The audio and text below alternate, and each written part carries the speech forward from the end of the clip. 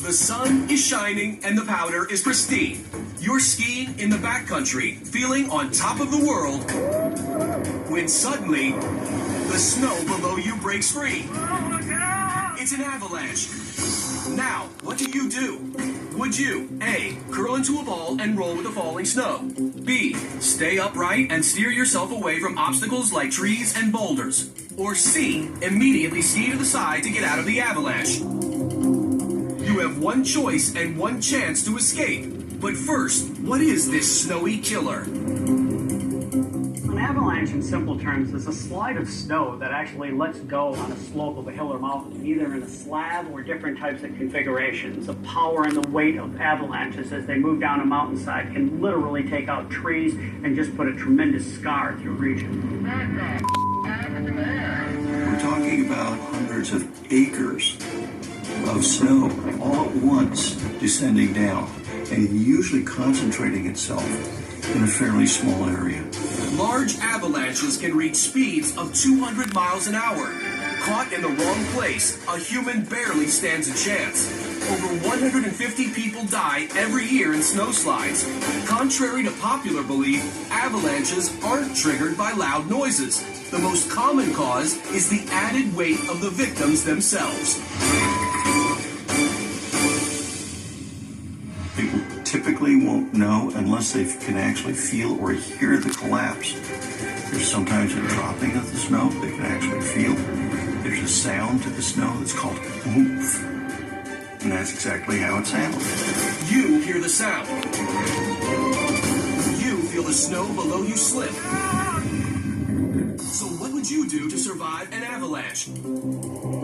If your answer was C, skiing to the side to escape the snow, you might escape disaster. The object is, if you see one coming or if you find yourself in one, is to try to go 90 degrees to the fall line in either direction. The best skier is not going to outski an avalanche. You want to get to the side as quickly as possible to get out of it. Sweet Lord! Some alternatives that people have to getting off to the side. If you can get to a tree that you can get your arms fully around, you just may be able to let most, if not all, of the snow pass around you. But what if, despite your best efforts, you're still swept away by the avalanche? You don't want to get into a ball because that's just going to turn you basically into a ball of snow and maybe just get you hurtling down hillside. But one of the things that you can do if you're really going for a ride is to try to keep your body oriented so you're in a semi-sitting position and you're basically using your arms kind of like a back stroke, so you're facing downhill, head up, and your feet are going to take the impact rather than your head. If you fail to escape, you'll be dragged to the bottom and buried in snow. Then what? If you were buried in an avalanche, what could you do now to stay alive? Should you, A, dig an air pocket from around your face? B, pee in the snow to help rescue dogs locate you? Or C, immediately call out so witnesses can find you? Though you may have heard some skiers recommend B, and you probably want to yell for help, the truth is, A is the best choice as the snow settles around you. If you're going to do any moving, it has to be done while the avalanche is moving. Once the avalanche stops, it sets up, and you're literally encased in ice. It just ends up swallowing you like wet concrete, and you're just kind of frozen in place almost. But if you have a free arm or something, then you want to concentrate on creating an airspace in front of your face. Digging an air pocket around your mouth is about the most important thing you can do if you have been caught, carried, and buried in a snow avalanche. And what that does is that allows exhaled air to dissipate out and away from your face. If it can't do that, you rebreathe your own air.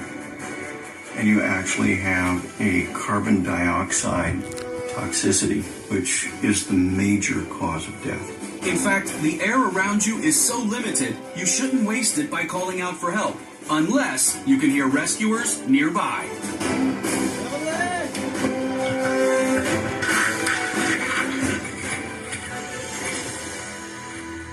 As for relieving yourself while you're buried in snow, This is a myth. Dogs who are trained to find avalanche victims don't necessarily follow that scent any better than all of the other kinds of scents that we're giving off. So that offers no advantage. But what if you're not the victim? What if you're a witness? Right before your eyes, a wall of white overtakes a helpless skier. So what's the best thing for you to do if you see someone caught in an avalanche? Do you, A, rush to the base of the hill and get ready to dig the victim out? B, wait for more help to arrive before taking action?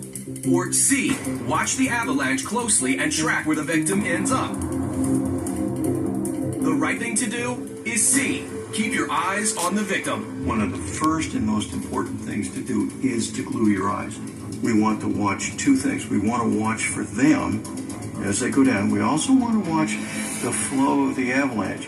If a person disappears, kind of make an imaginary spot on that snow and watch that snow go down, because that speeds up searching for the most likely burial place. Your choices can mean the difference between life and death. If an avalanche is barreling down on you, quickly move to the side, away from the racing snow. If you see a sturdy tree, grab onto it. As the snow slides to a stop, push an arm or leg to the surface. Dig a space around your mouth to create an air pocket. Most importantly, stay calm while rescuers work to find you. Avalanches are terrifying forces of nature, but if you're prepared, they are survivable.